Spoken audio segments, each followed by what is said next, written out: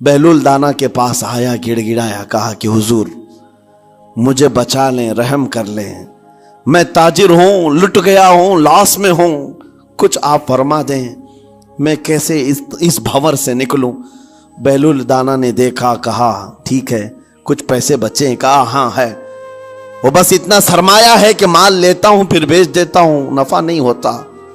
بہلول دانا نے کہا ایک کام کر، کالا کپڑا جتنا ملتا ہے سب خرید لے، پورے شہر سے کالا کپڑا جہاں جہاں مل جائے سب لے کر سٹاک کر لے۔ کہا جی حضور آپ نے جیسا فرمایا۔ گیا، جتنا سرمایہ تھا سب لگا دیا، کالا کپڑا خرید کر ایک جگہ سٹاک کر دیا۔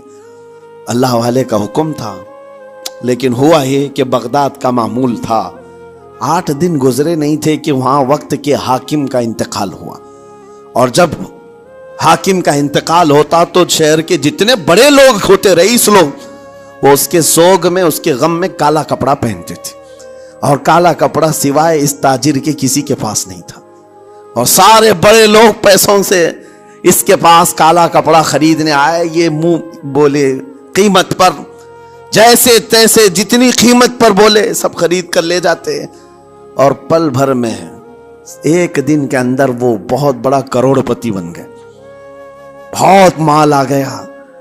یہ بات یاد رکھیں، اللہ مال دیتا ہے، اس کے بعد پھر آزمائش بھی ہوتی۔ عزیزان گرامی وقار، انسان کو اللہ تبارک و تعالیٰ نے جو خصوصیات عطا کی ہیں، اس میں خاص طور پر زبان اور بیان کی خصوصیت بہت اہم ہے۔ شیخ سعدی رحمۃ اللہ تعالیٰ علیہ فرماتے ہیں، تا مرد سخن نہ گفتہ باشد، عیب و ہنرش نہ ہفتہ باشد۔ جب تک آدمی بات نہیں کرتا اس کی اچھائی بھی چھپی رہتی ہے، برائی بھی چھپی رہتی۔ انسان اپنے کلام سے، اپنی بات سے سمجھ میں آ جاتا ہے کہ کس کیٹیگری کا ہے، کس لیول کا ہے۔ اس کی گفتگو کے آداب اس کی حقیقت بتاتے ہیں، بلکہ یہاں تک کہ اس کے نسب کا بھی پتہ لگا لیا جاتا ہے، اور اس کی تربیت کا بھی اندازہ ہو جاتا ہے۔ حضرت لقمان حکیم سے پوچھا گیا نیکی کس کا نام ہے، تو آپ نے فرمایا 2 چیزیں اور بہت چھوٹی ہیں۔ نیکی 2 چیزیں ہیں جو بہت چھوٹی ہیں۔ کہا کیا ہے؟ کہا کہ ملاقات میں لوگ اپنے بھائیوں سے مسکرانا اور نرم گفتگو کرنا، ساری نیکیوں کی جڑ ہے یہ، نرم گفتگو کرنا اور لوگوں سے خندہ پیشانی کے ساتھ مسکرا کر ملاقات کرنا۔ لیکن میرے عزیزو، یہ 2 چیزیں بناوٹی تو بہت سارے لوگوں کے ساتھ آ سکتی ہیں، اخلاق تصنع جس کو کہتے ہیں، تکلف کے ساتھ بہت سارے لوگوں کے ساتھ آ سکتی ہیں، لیکن حقیقت میں جس انسان کی طبیعت میں یہ 2 چیزیں ہونی چاہیے، وہ کب سمجھ میں آتی ہیں؟ اس وقت جو مولا علی کرم اللہ وجہہ الکریم نے فرمایا، کسی انسان کو اس کی حقیقت دیکھنا ہو تو غصے کے عالم میں اسے دیکھو، وہ اپنے آپے سے باہر ہوتا ہے یا اپنے مزاج کے خلاف کس طرح بات کو سن کر کے تحمل رکھتا ہے۔ سب سے بڑا پہلوان وہ ہے جس نے اپنے غصے کو کنٹرول کیا اور اپنی زبان پر قابو پا لیا، ورنہ یہ وہ لمحہ ہے جب انسان پھٹ پڑتا ہے، جو دل کے اندر ہے سب کہہ جاتا ہے۔ آپ کو میں بتاؤں، نبی کریم صلی اللہ تعالیٰ علیہ وسلم کے عظیم اخلاق کریمہ، بخاری شریف کی حدیث ہے، حضور مسجد نبوی میں تشریف فرما ہے۔ اس وقت مسجد نبوی، آج ہو سکتا ہے آپ کے ذہن میں جو امیج ہے مسجد نبوی کی، بہت بڑی عالی شان مسجد، لیکن وہ زمانہ نبوی میں اس طرح کی نہیں ہے، کچی دیواریں تھی، اوپر چھپر کے چھت پڑے ہوئے تھے اور مٹی کی زمین تھی۔ یہ مسجد نبوی کی شکل اس زمانے میں حضور اکرم صلی اللہ تعالیٰ علیہ وسلم اپنے صحابہ کے ساتھ بیٹھے ہیں، ایک دیہات کا رہنے والا شخص آیا۔ ایک بات یاد رکھیں کہ دیہات میں، گاؤں میں رہنے والوں کے اخلاق اور تمیز میں بڑا فرق ہوتا ہے، ان کے ہاں آداب کی کمی ہوتی ہے۔ وہ شخص آیا اور مسجد نبوی میں آ کر حضور صلی اللہ علیہ وسلم سے کچھ بات چیت کیا، اور تھوڑی دیر کے بعد مسجد میں ہی کھڑے ہو کر پیشاب کرنا شروع کیا۔ بخاری شریف میں یہ حدیث موجود ہے۔ جب مسجد نبوی میں کھڑے ہو کر پیشاب کرے تو صحابہ اکرام سب دیکھ کر کے دوڑانے لگ گئے، خذوہ خذوہ، پکڑو اس کو پکڑو اس کو، اور صحابہ دوڑاتے تھے، وہ پیشاب کرتے ہوئے بھاگتا تھا پوری مسجد میں۔ نبی پاک صلی اللہ تعالی علیہ وسلم نے فرمایا دعوہ، چھوڑ دو اس کو، کر لینے دو، پیشاب کر رہا ہے مسجد میں، چھوڑ دو اس کو۔ جب وہ صحابہ اکرام حضور کا حکم سنتے ہیں سب پیچھے ہٹ گئے۔ تھوڑی دیر کے بعد نبی کریم صلی اللہ تعالی علیہ وسلم نے صحابہ سے فرمایا پانی کے ڈول بھر کر کے لائے جائیں۔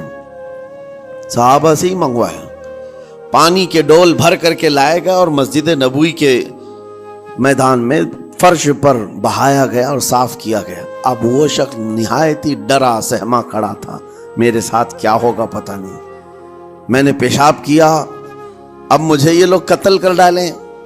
نبی کریم صلی اللہ تعالی علیہ وسلم نے قریب بلایا اور فرمایا، نہایت نرم گفتگو کے ساتھ حضور فرماتے ہیں یہ اللہ کا گھر ہے، یہاں پیشاب نہیں پیشانیاں رکھی جاتی ہیں۔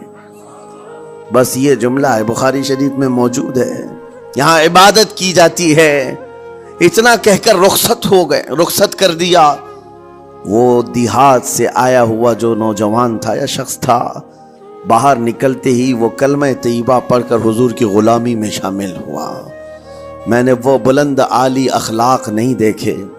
نبی کریم صلی اللہ علیہ وسلم کے بارے میں قرآن کہتا ہے فَبِمَا رَحْمَةٍ مِّنَ اللَّهِ لِنْتَ لَهُمْ، اللہ کی رحمت سے آپ لوگوں کے لیے نرم ہیں، اس لیے لوگ آپ کے ارد گرد لگے ہوئے رہتے ہیں۔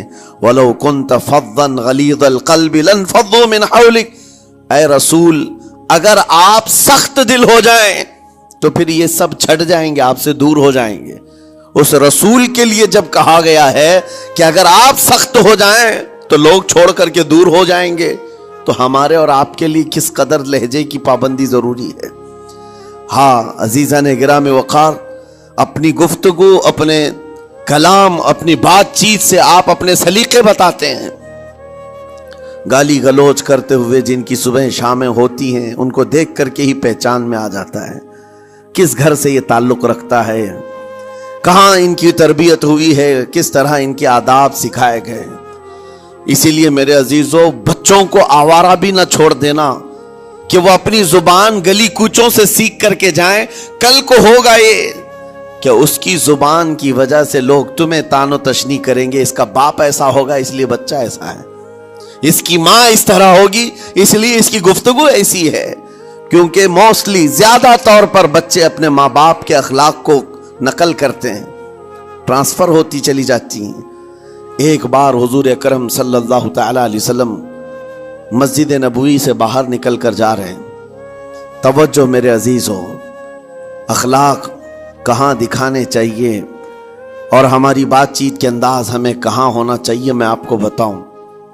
حضور تشریف لے کر جا رہے ہیں، صحابہ اکرام کھڑے تھے حضور کے اطراف۔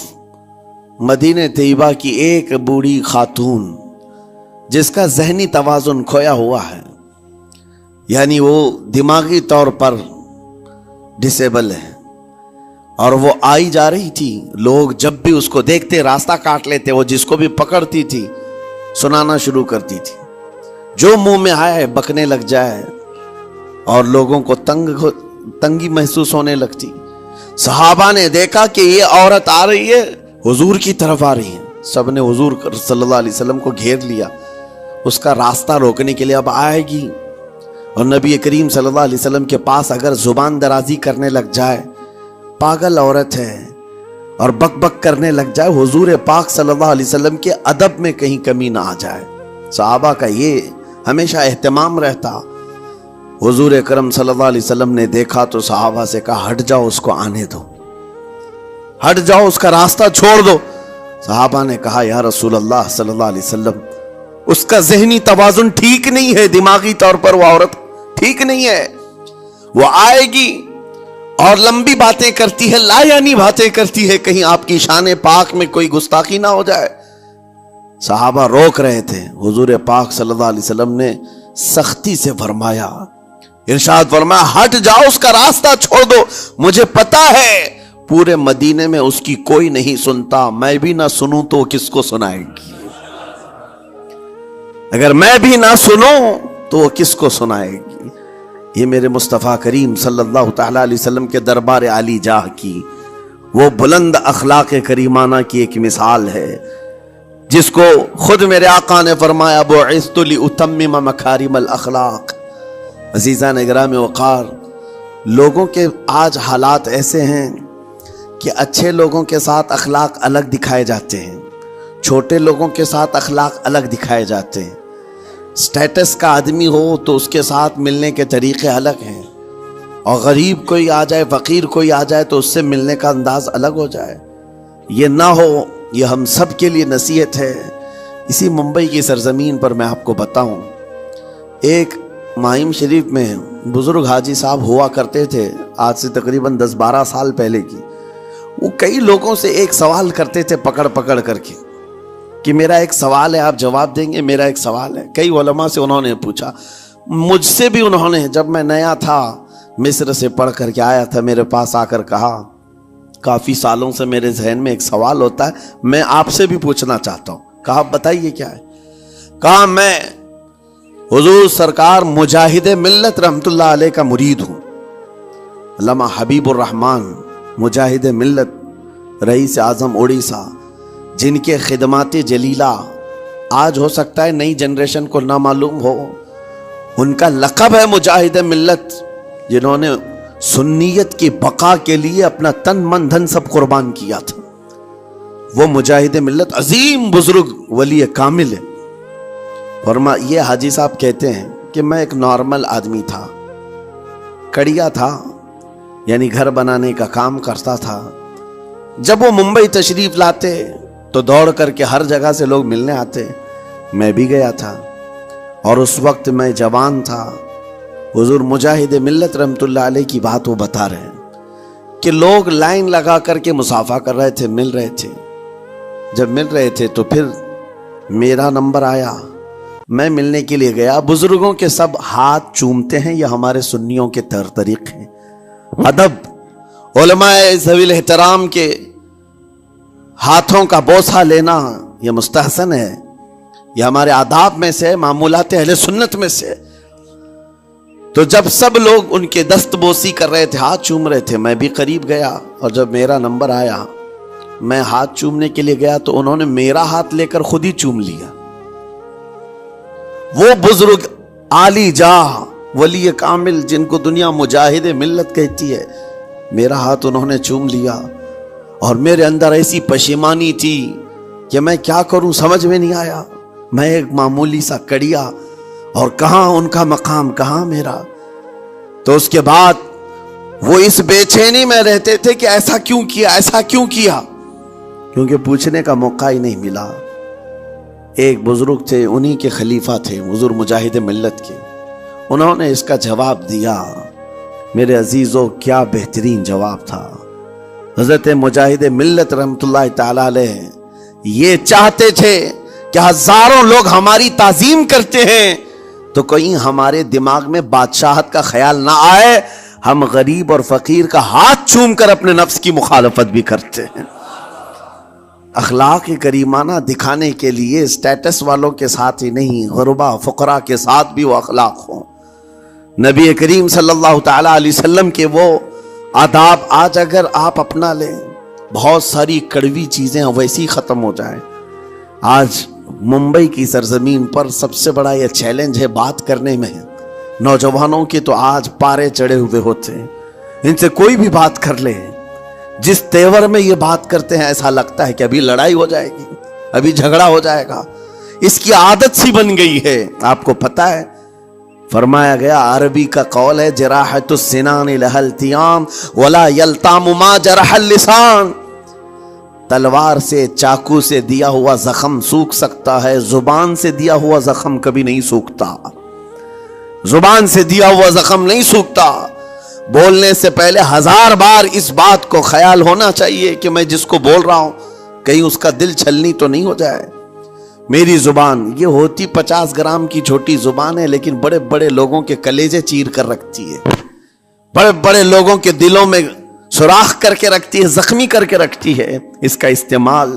اسی لیے روایت میں ملتا ہے کہ جب انسان صبح کرتا ہے تو سارے اعضاء، ہاتھ پیر آنکھ کان ناک، سارے اعضاء سب سے پہلے زبان سے یہ عرض کرتے ہیں، اس کی پناہ مانگتے ہیں، کہتے ہیں آج تو صحیح سلامت رہے گی تو ہم سب صحیح سلامت رہیں گے، اور اگر تو پھسل گئی تو عذاب ہم پر بھی ہوگا۔ زبان بولتی ہے، مار کسی اور کو پڑتی ہے، کوئی زبان کو مارتا نہیں ہے، گالی زبان دیتی ہے لیکن مار کبھی پیٹھ پہ پڑتی ہے، سر پہ پڑتی ہے، ہر جگہ پڑتی ہے۔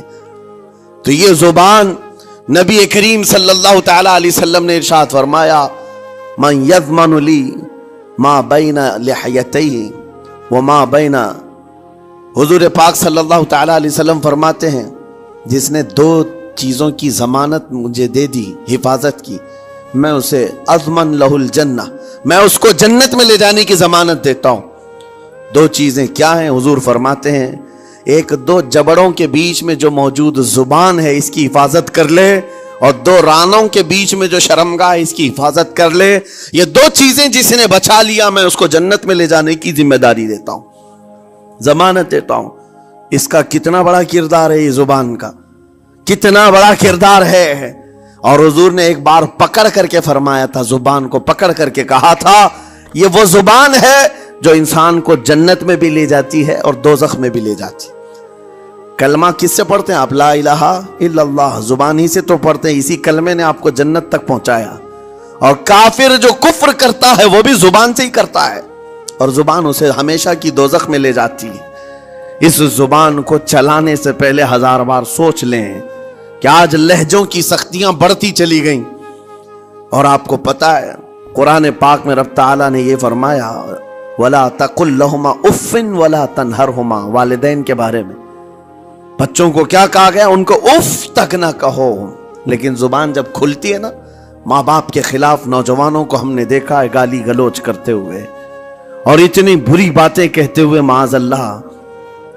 عزیزان گرامی وقار، حضور نے تو یہ فرمایا جس نے پلٹ کر کے اپنے ماں اور باپ کو سخت لہجے میں بات کیا یا ان کی نافرمانی کی، حضور فرماتے ہیں میرا دل چاہتا ہے کہ اس کے گھر کو آگ لگا دوں، آگ لگا دوں۔ اس لیے اس بات کو ہمیشہ یاد رکھیں، تمہارے لہجے کی سختیاں کسی کو زخمی کر دیں تو آخرت خراب ہو جائے گی، آخرت خراب ہو جائے گی۔ حضرت علقمہ رضی اللہ تعالیٰ عنہ حضور کے صحابی ہیں، حضور صلی اللہ علیہ وسلم کے صحابی ہیں، آخری وقت آ گیا تھا لیکن زبان نہیں کھلتی تھی۔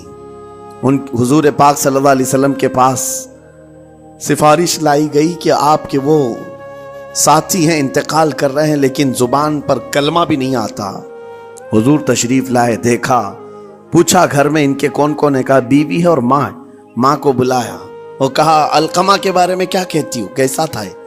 کہا بہت اچھا، پرہیزگار، عبادت گزار، سارے نیکوکاریاں اس کے اندر ہیں۔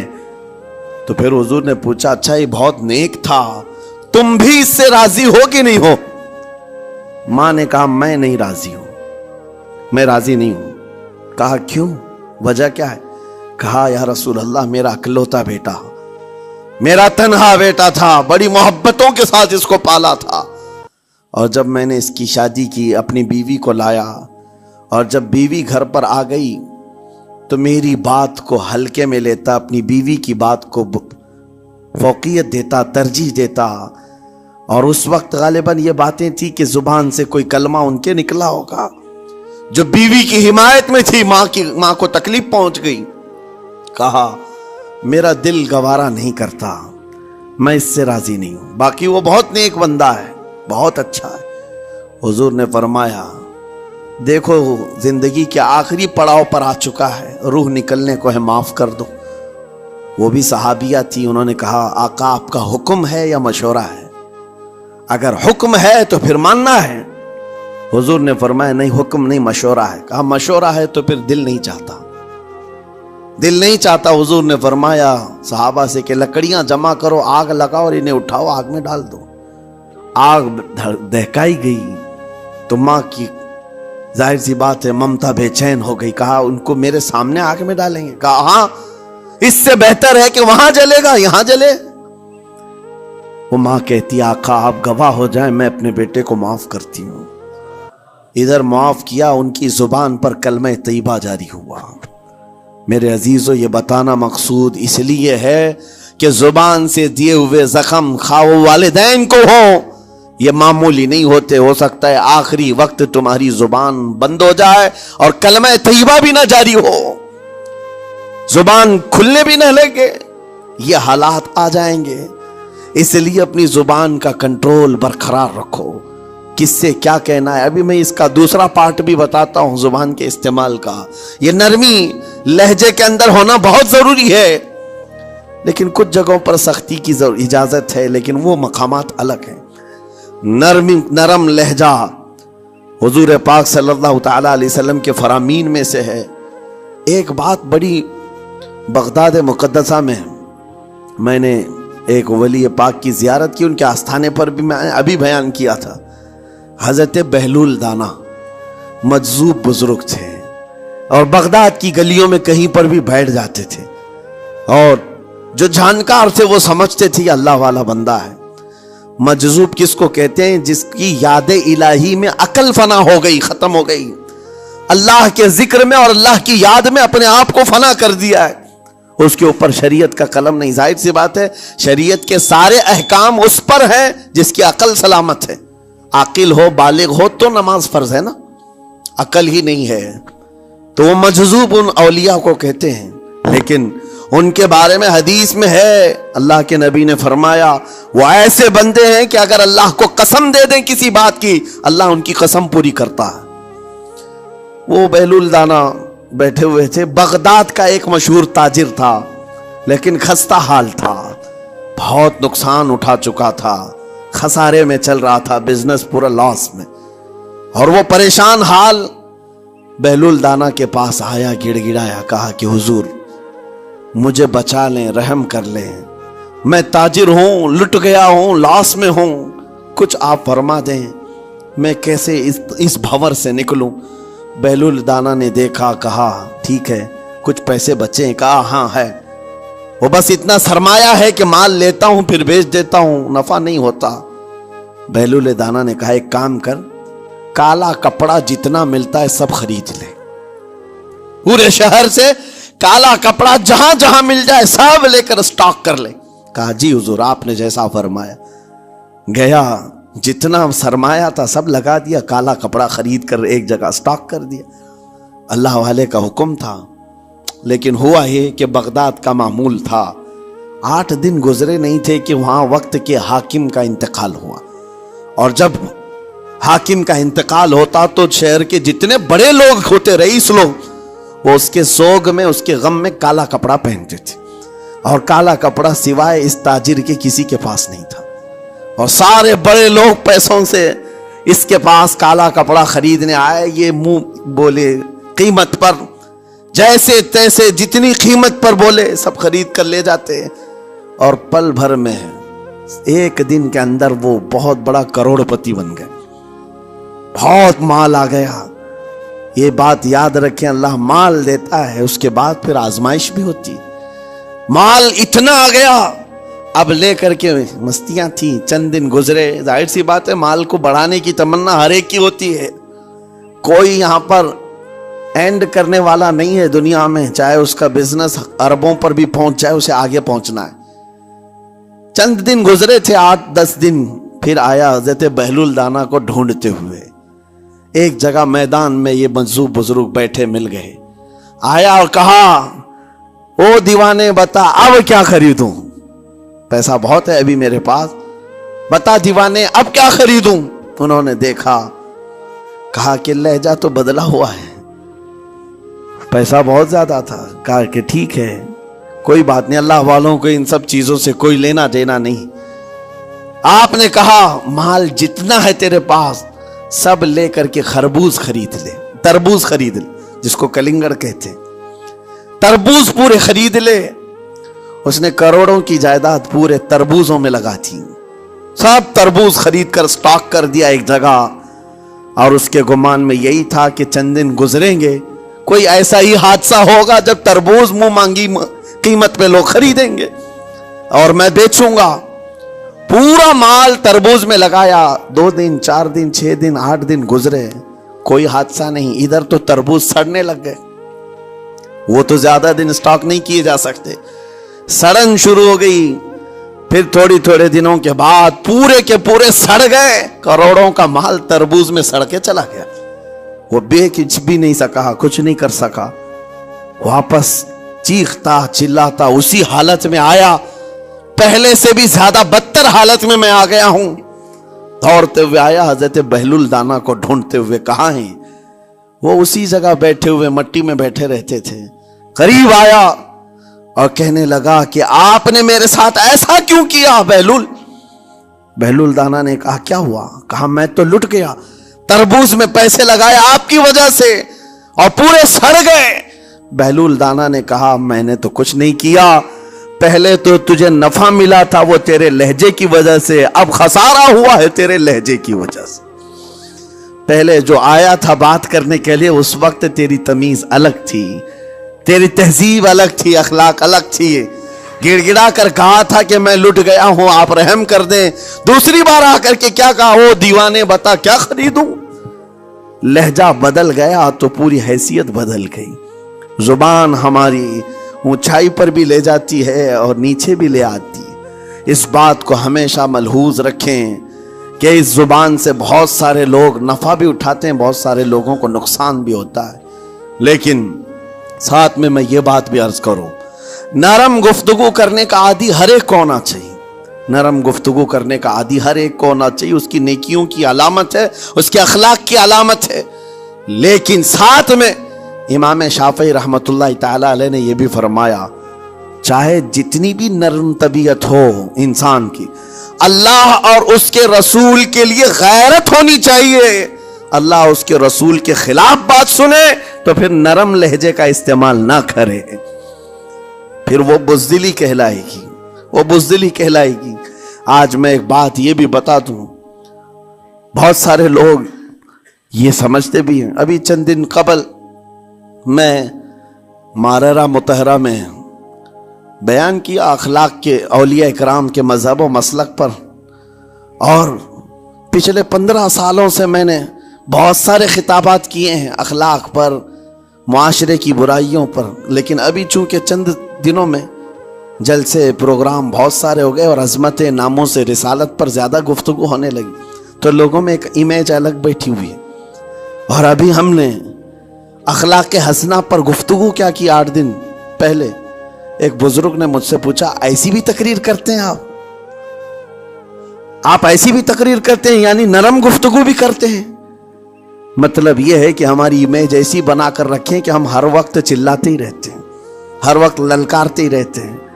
मेरे अजीजों, मैं यहां पैगाम देना चाहता हूं, हम कुरान के उस आयत पर अमल करना चाहते हैं जो मौला ने फरमाया, अशिद्दाउ अलल कुफ्फारी रुहमाउ बैनहुम। मोमिनीन की शान है, सहाबा की शान है, वो काफिरों पर सख्त हुआ करते हैं और मोमिनों के लिए नरम दिल हुआ करते हैं। जुबान की नरमी ईमान वालों के लिए है, जुबान की नरमी मोहब्बत मुस्तफ़ा के लिए है, आशिकाने मुस्तफ़ा के लिए है। साथ में जुबान की सख्ती कुफ्फार और मुशरिकीन के लिए है, गुस्ताखाने रसूल के लिए है। और अगर ये चीज नहीं आई तो फिर आप समझ लें नेक उस वक्त नहीं कहलाएगा आदमी। बाज लोगों को ऐसा लगता है नरम बात करना चाहिए, नरम गुफ्तगू, बिल्कुल सही है, यह अखलाक है। लेकिन अगर ऐसे मकामात पर जहां तुम्हारे नबी को कोई गाली दे रहा हो, रब की शान में कोई भौंक रहा हो, उस वक्त तुम कहो कि अखलाक है, नरम बात करना चाहिए, ये बेगैरती है, ये बेगैरती है।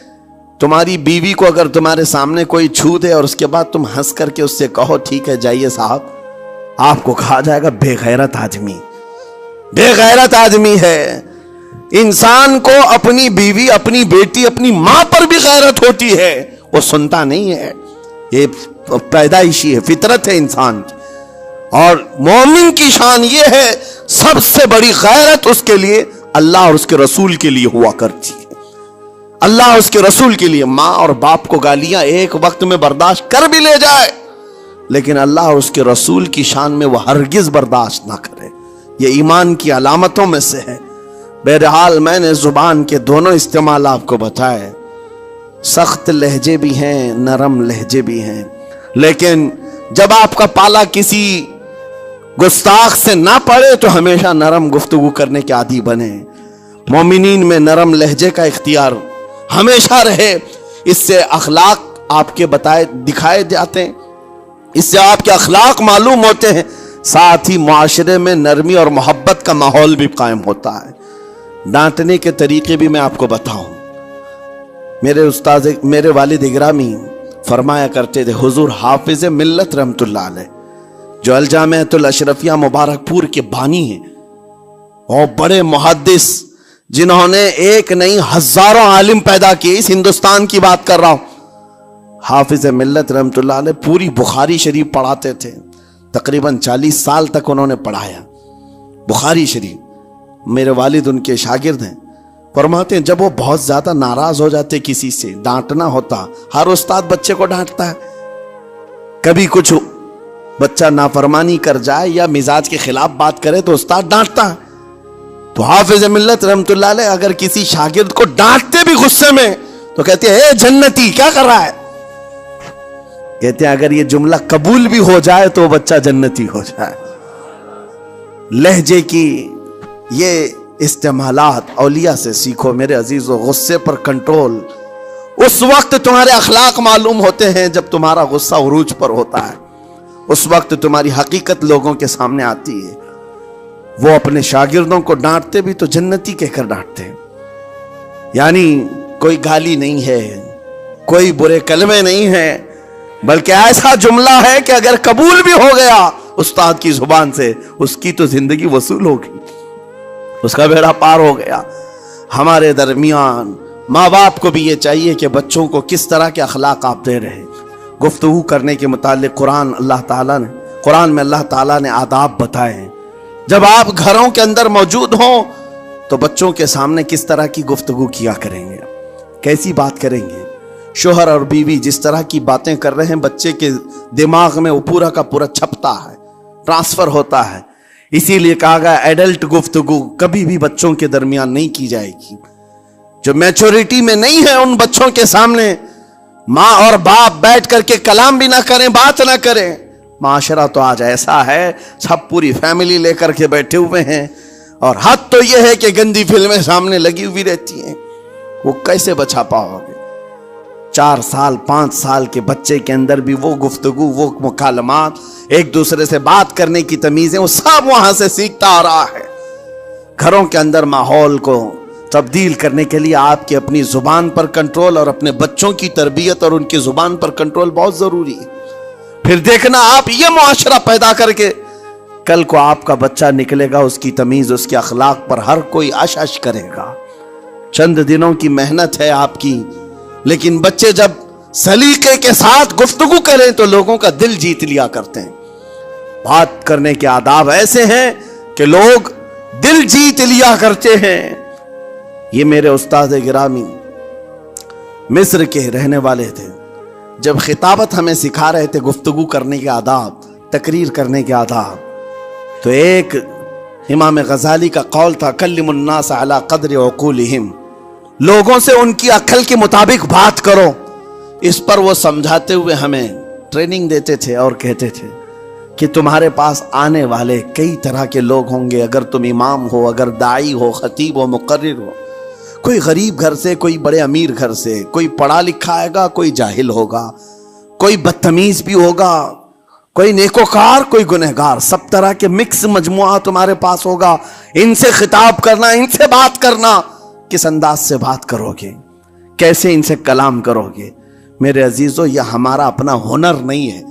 हम जो आपके सामने गुफ्तगू कर रहे हैं यह हमारा फन नहीं है, यह अपना पैदा किया हुआ हुनर नहीं है। हमें सिखाया गया था सिर्फ और सिर्फ आपको इस मजमे से और ये आए हुए जम्मे गफीर से बात करने के लिए एक ही उसलूब अपनाना है। देखना है कि रसूलुल्लाह कैसे बात किया करते थे। मेरे आका सल्लल्लाहु ताला अलैहि वसल्लम का उसलूब अपनाओ। हुजूर के खुतबे देखो, हुजूर जब खिताब करते, जाहिर सी बात है मस्जिद नबवी में उस वक्त भी लोग, हर तरह के लोग आते, देहात के भी थे, शहर के भी थे, आला दिमाग वाले लोग और कई अलग अलग किस्म के लोग आते, हुजूर का खिताब सबके लिए था। अजीज़ान गिरामी, उन सुन्नतों पर अमल करके आज आप अपने लहजे को बेहतर बना सकते हैं। बस मेरी गुफ्तगू का खुलासा यही है कि अल्लाह ताला हमें ज़ुबान का सही इस्तेमाल अता फरमाए, वरना ये ज़ुबान की सख्तियाँ और इसकी कड़वाहट हमें दोज़ख में भी ले जाती है, दोज़ख तक ले जा सकती है। अल्लाह ताला इसकी मक्कारियाँ, इसकी अय्यारियाँ और इसकी शरंगीजियों से हम सब की हिफाजत फरमाए। साथ में ये भी मैं बता दूं, वो ज़ुबान पाक नहीं बोलती, वो ज़ुबान पाक नहीं बोलती जो हलाल नहीं खाती। ये भी बुजुर्गों ने फरमाया है, ये ज़ुबान पाक नहीं बोलती जो हलाल नहीं खाती। इसी से हर कुछ गुजरता है, अंदर पेट में जाता है। हलाल लुक़्मे इससे गुजारो तो ज़ुबान पाक बोले, अल्लाह का जिक्र करे और तुम्हें ज़ुबान में वो लज्जत आने लग जाए। लेकिन इससे हराम लुक़्मे गुजारते रहोगे, इसके लहजे की सख्तियां भी आ जाएंगी, इसके अंदर कड़वाहट भी आ जाएगी, गाली गलोच, ये सारे इस्तेमालात ये ज़ुबान करने लग जाएगी। क्यों? इससे हराम लुक़्मे जो गुजारे जा रहे हैं। इस चीज़ का भी ख्याल ज़रूरी है। ज़ुबान को जिस तरह का पेट्रोल दोगे वैसी चलेगी ये गाड़ी, जिस तरह का डीजल इसके अंदर डालते हो, हराम या हलाल, ये बहुत माने रखता है। और एक बात ये भी सुन करके चले हैं कि हज़रत सुलेमान अलैहिस्सलाम के ज़माने में एक मुनाजरा हुआ था उलमा का। बाज़ लोगों ने कहा कि इंसान की एक जमात थी, इंसान की ज़ुबान अफजल है, मुंह अफजल है, इसलिए कि वो अल्लाह का जिक्र करती है। बाज़ ने कहा कि नहीं, इंसान के पीछे का मकाम अच्छा है, उससे बेहतर है। ये दोनों की तकरार में हज़रत सुलेमान अलैहिस्सलाम के पास बात आई, आप बताएं। तो उनसे पूछा, तुम इतनी बड़ी बात क्यों कह रहे हो? उसके पीछे का मकाम अच्छा है। कहा कि इसलिए कि वो सिर्फ नजासत निकालता है, वो सिर्फ नजासत निकालता है, वो मकाम गलाजत बाहर करता है, गलाजत अंदर लेता नहीं। जुबान गलाजत अंदर भी लेती है, हराम खाती भी, लोगों को जख्मी भी करती है। उन उलमा की दलील थी। तब आपने फरमाया, बात ठीक है, जिस इंसान का जुबान पर कंट्रोल नहीं, हराम खाता हो और बद कलामी करता हो, गाली गलोच सारी चीजें करता हो, आपने फरमाया इससे बेहतर उसका पीछे का मकाम है। और जो इंसान कंट्रोल रखता है, हलाल खाता है और लहजे की नरमी रखता है, जाहिर सी बात है उसका मुंह ही अफजल है, उसकी जुबान अफजल है। अब यह तो फैसला सबका है, किसको क्या चीज इख्तियार करनी है। अजीज़ान गिरामी वक़ार, ये बहुत बड़ी बात है जो मैं आपके सामने कह रहा हूं। जुबान को अगर किसी दूसरी जगह से कंपेयर किया जाए तो लगता होगा नरम, ये बिल्कुल अचंभे वाली बात है, अजूबे वाली बात है, ये कौन सा कंपैरिजन है। वजह यही है, बाज लोगों को हमने इतना गंदा बोलते हुए देखा है। इससे बेहतर है कि वो ना बोलें। लोगों को जख्मी करते हैं, किसी के मुक़द्दसात पर हमले करते हैं। अल्लाह ताला उनके जुबान की शरारतों से हमारी हिफाजत फरमाए। और करीम खुदा अरहमर राहिमीन मौला इस चीज से भी हमें हिफाजत फरमाए। क़यामत के दिन कुछ लोग सिर्फ इसलिए पकड़े जाएंगे कि वो कुछ नहीं बोलते थे, लेकिन वो जिनके साथ रहते थे वो बोलते थे, वो लोग बोलते थे, और उनकी वजह से ये खामोश रहने वाला जो साथ में था इसे भी जहन्नम में ले जाया जाएगा। और वो उस दिन कहेगा पुकार कर, या वैलता लैतनी लम अत्तखिज़ फुलानन खलीला, ऐ काश मैं फलां की दोस्ती नहीं किया होता तो अच्छा होता, आज मैं बच गया होता। अपने माहौल को बचाओ, जहां जुबान की खराबी देखो अपने आप को भी बचाओ और उस माहौल से भी अपने को दूर रखो। अल्लाह की बारगाह में दुआ है, मौला ताला इस जुबान को खालिस अपने जिक्र में लगाए और अपने हबीब पाक के जिक्र में लगाए। मौला ताला हमको जुबान की बद कलामियों से महफूज व मामून फरमाए। व आखिर दावाना अनिल हम्दुलिल्लाहि रब्बिल आलमीन। अस्सलामु अलैकुम।